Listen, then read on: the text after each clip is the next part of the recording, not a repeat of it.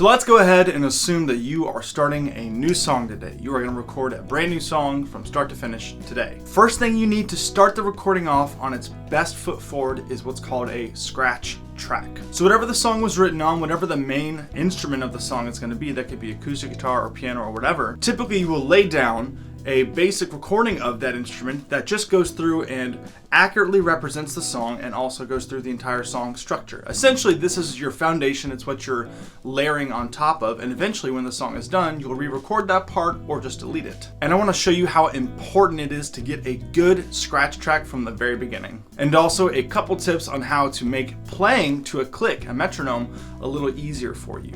Here we go.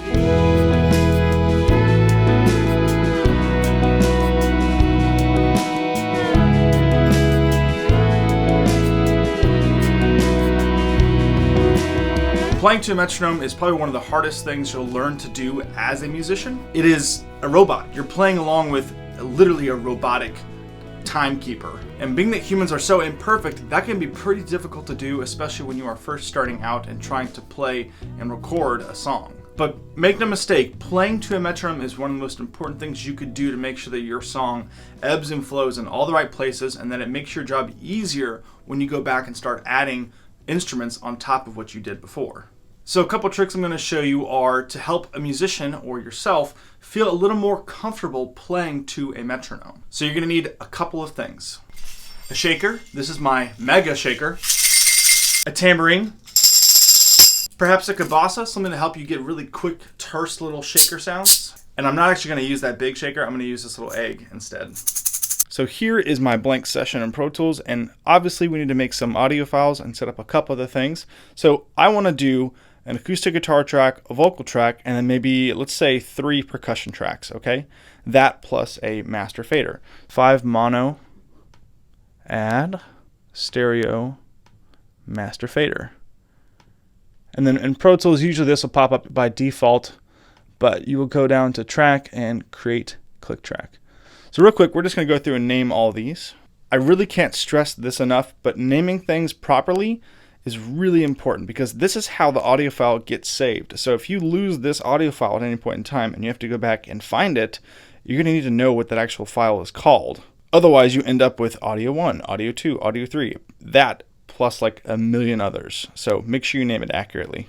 Scratch vocal, next. Scratch guitar, next. I'm going to do a left and right shaker track, and we'll throw in a tambourine as well. So what we're going to do is we're going to go through and track just about a couple measures of shaker and tambourine.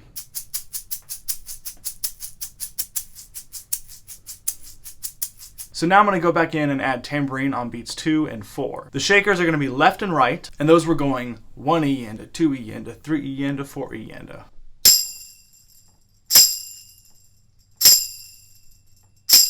We have our 3 tracks, our shakers, and also our tambourine hits right here, see?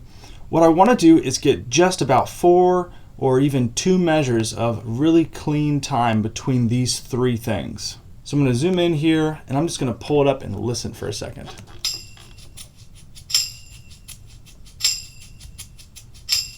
So even like this much right here sounded good. Let's keep listening though, because there might be a better one.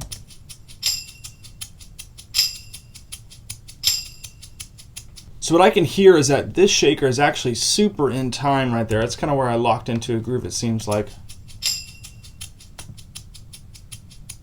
And again, we should check this with a click at the same time. So, of course, that click is outrageously loud.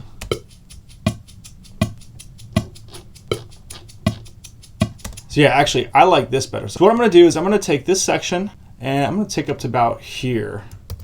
What's that? That's 4 measures right there for all these guys. Group it. So double right click, group. For ease of use, I'm going to move this aside, make a new one, new. Essentially what I'm going to do is I'm going to take that performance that I liked and just pull it in real quick. So like I said, I've gone through it and I've found the best 4 measures that I liked. So these, I'm just going to take them all and group them real quick. We're going to drag this to the very beginning of the song, right there. We're going to check and make sure.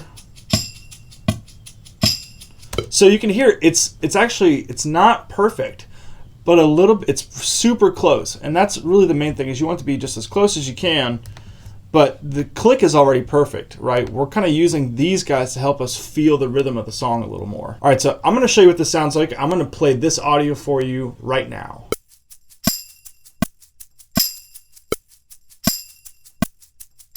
So you can hear the shakers don't sound exactly the same. The left is a little different than the right, and that's okay because they're still really close to being perfectly on time.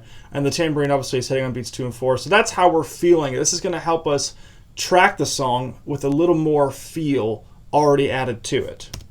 So what we're going to do is, obviously we need more than just 4 measures of this. So we're going to go up here, drop this menu down, and go on to loop. And I'm going to zoom out, and I'm just going to loop this for eternity, like this. So you can see I've got 4 minutes and about 15 seconds of it right there.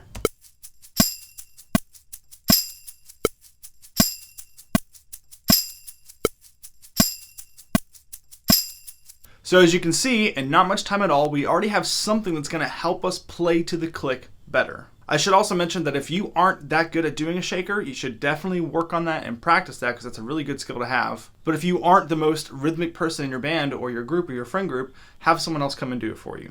But this already is going to make you play significantly better to a song and to a recording. And you might even find that these percussion elements actually add to the song, and you might leave it in. So now I'm going to go through and just record a scratch guitar along with this.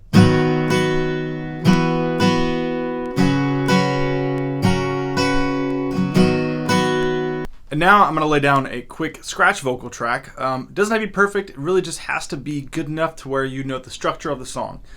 Being that this isn't a real song I'm recording, we'll just see how this goes, I guess. I'm looking on the bright side, getting good at cooking for my wife at home,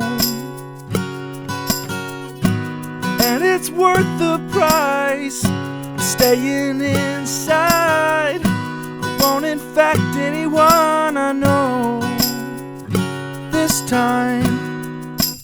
So I've had tremendous success with using this method with artists and musicians, especially those who are not comfortable playing along to a song with a click, or who struggle with playing and singing at the same time. Sometimes you do have to decompartmentalize it and say, okay, well, just go ahead and play the acoustic guitar by itself, and then we'll come back and do vocals, and that's fine. Every musician is different. Some folks may not like this, and some folks may not need this. But if nothing else to make the scratch track feel a little more lively and fun to play to, I think it's worth doing. And this is also something that I really want to experiment more with, is making a song fun to play along with from the very beginning. Usually it can be kind of boring at first because you just got a click track, just a scratch vocal and a guitar. It's not very exciting for the drummer or the bassist or the pianist or anyone else to play along with. But adding little percussive elements or even some kind of loop in the background to help the song feel a little more energetic or groove a little more can really help whoever is tracking with it feel a little more connected to the song. So I really hope this helped you. If you haven't already, you can go check out my Instagram. I usually have some regular polls to see what you guys want to hear and see next. And as always, if you have any questions, comments, or concerns, you can always leave them down in the comments below. Thanks for watching, and I'm Brennan White with the Fairview Sound.